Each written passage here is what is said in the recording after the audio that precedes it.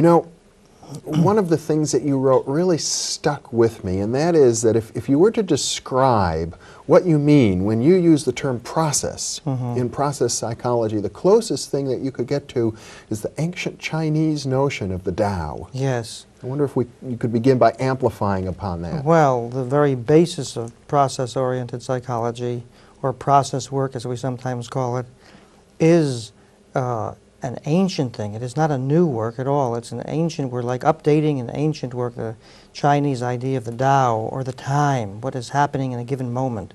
That's what you mean by, that's what I mean by the word Tao. And should I say more about that? Well, Tao, that comes from the Chinese philosophy of Taoism, Taoism. The Tao Te Ching, written by Lao Tzu about 2,500 years ago. It's the basis also of the I Ching, which is the Chinese book of divination, the book of changes. That's right. It's a very mystical concept to me. Very mystical and very practical at the same time. The Tao is what is happening. It's the moment. It's, in German they'd say, the Zeitgeist, the spirit of the times. And process-oriented psychology tries to find the Tao, or the spirit of the moment, and work with it. That's its very basis. It sounds very much like the idea, go with the flow.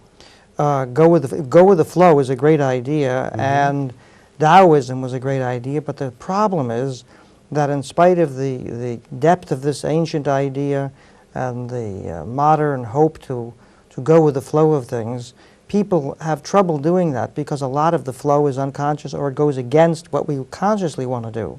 So process work attempts to find out what is happening in the moment and what is happening that you don't want to perceive. So it works with two levels of perception. In other words, what is consciously happening, what you would describe yourself doing, and some other unconscious process that's trying to happen at the same time. That's right. Like right now, I'm sitting talking to you.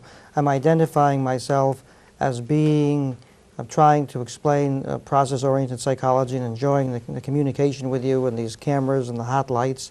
That's one thing that's going on. And another thing which I'm not focusing on in the moment, but which I open up to when I'm doing it with you, is I can also tell at the same time that there is a sort of openness inside me.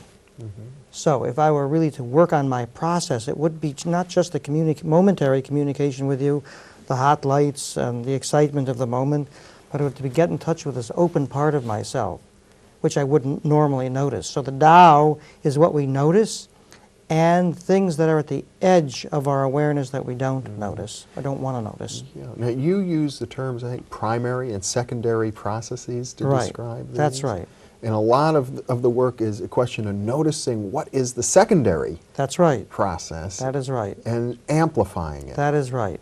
Well, process work actually, the idea behind it is a hope to be able to work with the full spectrum of human experience, with individuals in relationships, or with large groups or political scenes, conflicts included.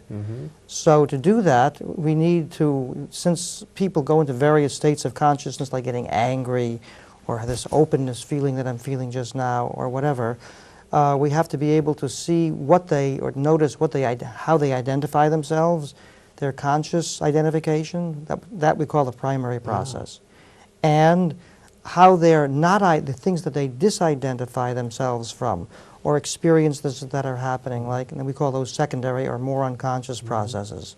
One of the things that fascinates me about your approach is it seems almost like a meta theory. It encompasses almost every other kind of psychology, from bodywork to dream analysis, and your own background is Jungian, and working with individuals, and yet I know you go all over the world into some very heated conflict areas where people are ready to kill each other, and step in, and you use their anger as a way to process what they're really feeling and what they really want, and to sort of diffuse the aggression.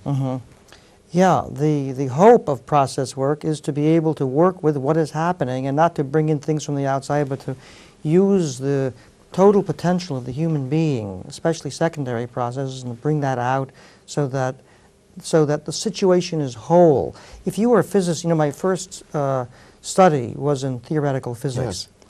And in physics today, there is an attempt to create what they call a unified field theory. Right. I don't want to go too far with that just at the moment because I think it's very complex.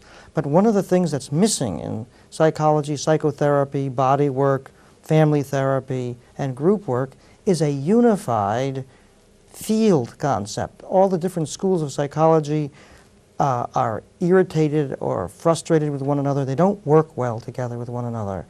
And that's because there are so many microscopic and macroscopic, like in physics, ways of working with people. Some people say they're doing depth psychology, others are doing behavioral, you know, and the different things. So there are over 100 different yes. schools Yeah. of psychotherapy. That's right. And one of the things that's needed is a unified approach to people, and that encompasses what is and also gives a direction to what might be able to happen yet in our lives. And